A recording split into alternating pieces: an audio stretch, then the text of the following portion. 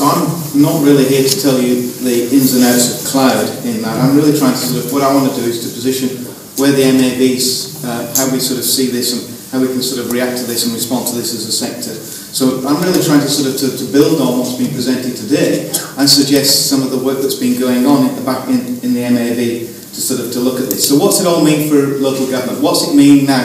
We've had a lot of really good technical input, we've had a lot of good sort of theoretical input sort of there. What's it mean to councils? How do we actually sort of implement this? So, in a sense, if we go back sort of some time with electricity, and you don't have to go too far back in history, sort of everybody had their own sort of generator and we had all sorts of different sort of things. We had different phase power, we had different sort of voltages, we had sort of things like that. Nowadays you wouldn't contemplate doing something like that because what we've actually got is we've got enough infrastructure to allow basically sort of, or a network provided electricity supply. And in a sense, that's what's happened to me, or I'm sort of saying that there's actually quite a strong metaphor here or analogy with IT. When we started with IT, well, actually it's probably gone through phases because when we really started, we had some very big data centres and they were only connected by sort of those immediate local networks. But then as we started getting desktop and we got a distributed sort of computing, we got more and more distributed, more and more stuff, and you sort of started building servers and we had a lot of that. We're in a position, probably, we're coming to the end of a position, and I think sort of Mike made that very clear this morning, where the infrastructure and the stuff that we've built, the localised, distributed, is probably seen its day. But in fact, actually now what we've actually beginning to sort of see is an investment in the network infrastructure, such that the network infrastructure, the staff can exist on the network. I remember trying to present this and convince people sort of in 2000, I think it was 2009, to suggest that the infrastructure was capable of doing that. So I think there was quite a bit of scepticism. But I think we're beginning to realise, and I think the reality of this is becoming much stronger. So now we've got this position where we can actually get the services we want off the network. So what does that mean for local government? How do we have to change? Because in effect our culture, and particularly as I'm addressing our team managers and the way we've done things and everything that we've done has been built around the premise that sort of I build it and I've got it on site, and to a large extent we've done a very good job of what we've done with the resources that we've got available. I'm not saying that it's the best that we think we could all do, and we probably all recognise, and the MAV runs enough workshops to recognise that sort of everybody recognises areas where we could improve things. But to a degree, we've done a good job in there. But as Mike pointed out, and I think as everybody's pointed out here, the game is changing. The question is, how do we respond? Just as our industry had to respond when sort of you got centralised power and we got a whole lot of new opportunities and innovation came, and that's the question that I want to ask is how do we there? We've got two choices, and I think Jock made that clear, so I'm not going to go through these because Jock's already sort of said this. But basically, in Queensland, they were faced with that. Do we go alone? 79 different solutions that are coming to the cloud. And in effect, the 79 solutions there, to a degree, it's still a lot of individualism. Because what will happen there is that half of them will go to semi-private hybrid sort of cloud sort of solutions. And we still won't have the sector-wide interoperability. We still won't be responding as a sector. We still won't be addressing those problems that we've got as a sector. We still won't be leveraging the things that we really want to leverage as a sector. And so then the question comes, how do we respond as a sector?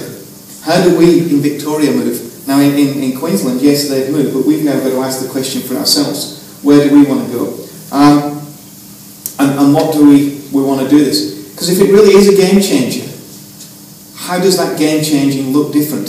And is it going to really influence and make a change? So, given that, you know, I mean, for an ERP these days, you might sort of take a 10-year refresh time frame if you push it out, and you take a long time. In fact, actually, you might not even refresh, you might just update your licenses. But say you take a 10-year refresh to your asset management or something like that. That means there's at least 8 councils in Victoria that are actually considering refreshing at least one of their main applications there. So if you look across the sort of the fact that we've probably got 4 or 5 applications in our ERP portfolio, then how are we going to sort of play? Because if this is a game changer, Are we going to consider it? Are we going to consider cloud when that next sort of tenders come up? Are we going to consider cloud when we're looking for renewing our asset management system, our finance system, or there? So what does all of this mean? So I just want to first of all just check, is it a game changer for local government? Is it a game changer at this stage? And I'm going to use a metric, so you shoot me down afterwards, and I'm quite happy over there if you know that. But with John and I have been going around to the CEOs and to the directors and the feedback that we're getting, the things that are important to them, the things that they're focused on, is the agility and responsiveness of their council to the customers. How responsive and how agile. So when something happens, can I respond to it? Can the council be seen to being proactive? That was one of the key things that comes up time and time again. Am I agile and am I responsive? The other one is, am I resilient? When those floods come through in Queensland, am I going to be able to get back up? And you made the point there, are we going to be sort of able to get up sort of ahead of everything else, or do we have to wait sort of, business and everything, by the time everything else is restored and we're just way behind there. Are we resilient, and are we also adaptive?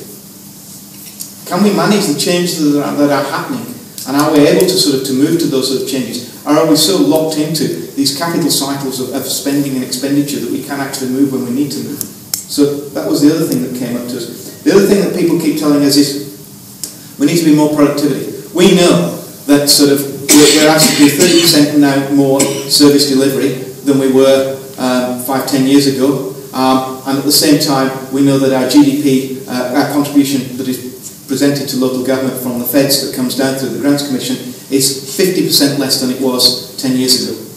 So in real terms, we're delivering 30% more services, 50% less federal input into there, so we've been doing a lot more for a lot less. We're already doing that, we're in that. So the only way we can survive is to be more productive. Quite a lot of councils, the only way you survive to date is you've actually shaved off your asset management budgets and other budgets and stole them from Peter to pay Paul. But there's been a recognition, there's also been a lot of improvement in productivity, but we've got to still push that. If we get another cut, if those grants get cut down even further, it really questions the sustainability. The report that's in there, I think something like even 60 of the councils in Victoria are unsustainable outside the federal grants that come down. So, we do need those sort of monies, and if they get pushed, we need to be more productive. Public value and access to value, and Anna made a very strong case for this today, and presented that. So we know that the public are wanting that. The public are concerned about things like climate change, jobs, livability. Those are the things that we're not the experts in this area, but we do hold most of the data. We hold so much information about the community. We're a rich source. Are the community able to get a hold of that there? And the other thing is, are we going to provide opportunities for our communities to be more innovative, to the business to grow, for Victoria to become stronger? I had a go, and you might take a challenge at this, but I had a go planning on top of that some sort of map of where I think we sit at the moment. Judging from there, I've been going around with John, we've been doing quite a lot of workshops. I would say in terms of our agility, we're about halfway there. Our resilience and adaptivity, half of the councils are probably there, but we do know from talking to quite a lot of there's a good half of the councils there. I think we're actually doing a reasonable job in productivity. I don't think that's there. Public value and access, we're not good at putting our information up on the website and stuff like that. We have basically a bit of information or a list. Our brochures have gone on the website, but in terms of being given us access to that real core underlying data, we've not done a particularly good job there, and I'm not too sure how we're looking at making sure we can improve the opportunities for our broader community. If I take what I've been listening to today and mapping over the comments of the 3-4 presentations that we've had, it seems that the cloud really does have an opportunity to increase that footprint, and that's where I'm coming. So if it is a real game changer, then the next time we do something, we ought to really be looking at doing that, because this is an enabler to change those service outcomes. That's why it's going to change the game in how we do those service outcomes. So the promise, we've seen that you've got the promise of on demand. So again, it's not for me to go through this. Provision when it's needed. If you don't need it today, then don't pay for it. We all want that, because that saves us money a little bit there. Agnostic of any device. we've had a number of times where people have come into us and sort of said, you know, bring your own devices, sort of the mobile sort of phone or whatever you sort of you're dealing with there. But the people we talk to in councils are sort of saying, well, I've got so many other things on my agenda, I'm so flat out. There's no way if you want that latest Android or you want that there that I can suddenly make that sort of fit in. You know, I've got enough trouble when the iPhones came out to sort of get the iPads on, and it took 6 months to be able to get the iPads there that I can do there. Now you're going to bring out another one? No, just... Whereas a cloud, it's their core business. You know that within days, within weeks of the new system coming out, in fact actually beforehand, because they're always given the betas, they've got the stuff there, the device is ready. So there are some real advantages there. Scale up and scale down. You know, sort of we can meet the sort of the demand when you've got sort of events, live events and stuff like that, and all of a sudden you've got thousands of people hitting your website because you can do that. Do you have to hold those servers? Do you have to hold those for 12 months whilst they're not doing anything? Scaling up and scaling down. Our business is a bit lumpy. We have rates at one stage of the year. We don't have a level service. We don't have a lot of transactions that are just level. We have quite a lumpy business. We can scale. We can do on demand. The other thing is, from our previous work, I also know that we're not very good at measuring. We don't do a lot of measurement of what we're actually sort of doing, and therefore sort of our immediate handle. One of the things, the promises that we've been given from the cloud and the stuff that Telstra was saying, is maybe we can actually sort of get it, you know, they can start providing us with that management data without it being an overhead to us, because I'm sure as anything, most of you, the last thing you want to do is go spend another 4 hours a week measuring. No, nobody wants to go and do that. And yet it's a critical part. You can't manage things unless you've actually got some of those measurements. So, you know, these are some of the promises that's been given. But I think the key, above all other, is the ability to collaborate, to share and to work together, to share resources. But I think even above all of that, and I think Jock sort of indicated on that, is the ability to leverage innovation. So if there is one key message about the promise that cloud will do, is if I'm on a common platform, I'm sharing the same application, I've got the similar sort of inputs, we can collaborate. Instead of, it's not that we compete, it's just that we all do our own thing. And we all do it slightly differently, such that it's very difficult to pull it in there. There's always a reason why I'm slightly different than somebody else. And I'm sure that if we can put to sort of the cloud, we can sort of solve some of that. So one of the things that we're very much looking for is how do I solve that? So the question then comes, we've been told that there are a whole heap of different types of clouds. So what do we want from local government? Do we go to the public cloud? Now, if you'd have asked me this 6 months ago, a year ago, even when John and I were talking about this, our strategy was clearly no way, because of all of the privacy and everything else. If I had suggested that the sort of local government can go to the public cloud, most people would turn around and sort of say, no, we can't do it. It's just there's too much contention in the space. However, it's very interesting to sort of see what the feds are doing in this space. They've turned around and sort of said, if you're actually going to realise the vision of cloud, and you're actually going to get some of the benefits that it's promising, you've actually got to get to public cloud before you get there. Some of those things you can't do if you're trying to do it yourself. You're actually just not much better. We've not got much more critical mass. I mean, I know we're $6 billion worth of business, and I know there's quite a lot of you, but we're a small fish. We really do have to start looking at how we can use public cloud in that sort of space. The problem that we've all got is that the issue, what happens if confidential, private, secure data leaks? And that's there, or it's offshore, or it goes somewhere where it shouldn't do. There. Now, most of those are beginning to be addressed, and the concerns that there were there, I don't believe are anywhere near the sort of the level of concern that they were. The alternative is that we go for a private cloud. And I think, again, we've heard Rob took some fairly clear sort of messages up about private cloud and some of the stuff that was there. The issue with private cloud is probably the extra cost. So there will be a cost in there, but also the fact that it might not be quite as responsive as West. So some of those promises that we were after, that it was agile, that it actually had the latest version of this on there, and it had that, and it was doing this, it might not be true if you actually go to a private cloud. So you could question whether we want there. So I think Rob that put up the whole concept of this hybrid. So I think this was something you've got to look at. So take, for example, the Commonwealth Bank here, Australia. You know, they've taken to a cloud. They've actually gone for a hybrid cloud. Why? Because there's some data that they can quite clearly put in a public cloud. They can get the scale there. So for some of their stuff, they've got a 50% savings in the Commonwealth Bank from moving to cloud.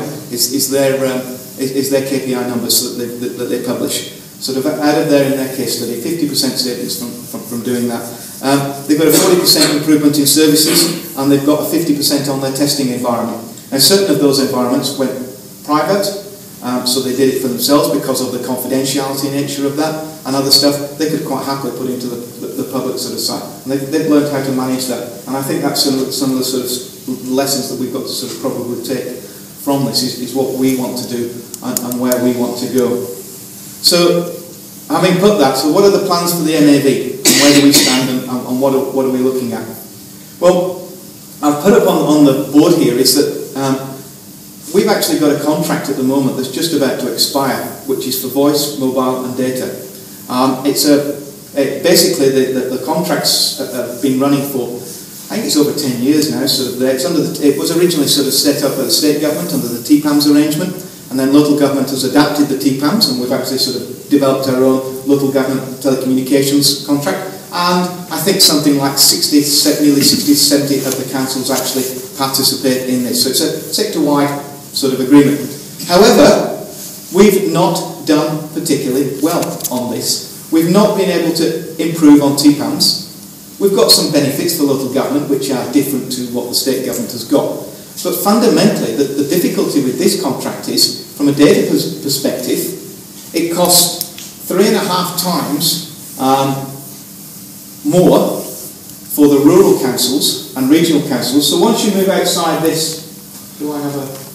Yeah. So once I move outside of this area here, the data costs for this, and I put this on because you can sort of get a sense of the sort of the communities that we're talking about. So all of these sort of communities, all up here, all of this down here, paying 3.5 times the price for your data. So when you move to a cloud and everything is all about the network, you're immediately starting off on a back foot that you're 3.5 times disadvantage to what the metros are. That is, even if Telstra has probably got a gigabit service or whatever you want to sort of to run your sort of service that's in there. So how do we play in this space with a big player that's in there? So on that TPAMS, now you could turn around and sort of say, well, that shouldn't be the case. Surely when we renegotiate with Telstra, we tell them that we want this. Well, you can stand there till you're blue in the face. The only people that win trying to negotiate in this particular platform, the only people that won was the lawyers. Because they will sit and they will go back to and fro, to and fro, to and fro. At the end of the day, we still ended up with the price. Why? Because fundamentally, Telstra has gone into VAT and has established an agreement with the state, which is worth more than the local government. We're $6 billion, but they're $20 billion. So there's a big scale difference between local government and the state government.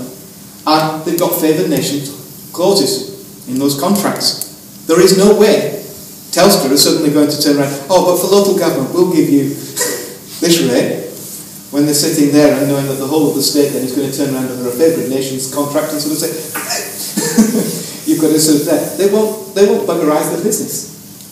So you've got to think, again, how do we overcome this? Because this is real. If we're going to move into cloud-based services and make it effective as a sector. So one of the things that we started talking on and we started putting on there is how do we make this so that it doesn't look like a TPAMS contract. It is actually something different. So one of the strategies we're looking at is the idea of actually sort of incorporating a holistic communications, and we actually now put in cloud as part of that holistic platform. So that's what's on the table. Now, we don't know exactly how to do all of this, so we've actually engaged KPMG to work with the MAV. So they're working with us over the next few months, and a number of you will be involved and possibly sort of be called upon to sort of to as they come round and talk to a number of different sort of councils that we've asked them to do that. So that's basically sort of, we're looking to sort of see whether in fact we can't get something different, because it's no longer basically a replication of the TPAMS. Just so that you're aware, the TPAMS is likely to run for another year at least, because the state government has just rolled it for yet another year. So this is why we're looking. The local government contract for voice,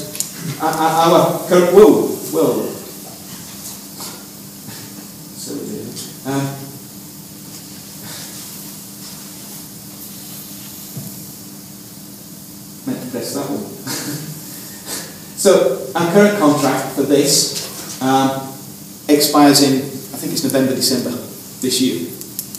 So we're looking to sort of actually have this new arrangement up sort of by there. So we're looking to go to tender third quarter this year around something on this, depending on what the strategic advice is. But in order to be able to do that, we've also recognised that there needs to be a real shift in the way that we've governed, and we actually do something like this, because we're entering into a governance mode where potentially if you sit on this, if it is a game changer, if it is doing things differently, then we actually need to start sort of understanding the governance. So we set up a governance committee. It actually, I think there's about 15 councils on the governance committee. They're predominantly the CEOs and the directors. There is a cross-representation of some of the senior directors from IT, but predominantly the CEOs. We recognise that we had to get some of that sort of leadership. It is a mix of metros and rural and regional that are on that sort of committee. And I'm sorry I can't give you all of the names because we've not had complete sign-off yet from everybody, but I think the committee meeting is booked. It is booked in sort of in May for the inaugural sort of start of that. So that is in play. It's another thing that's actually happening.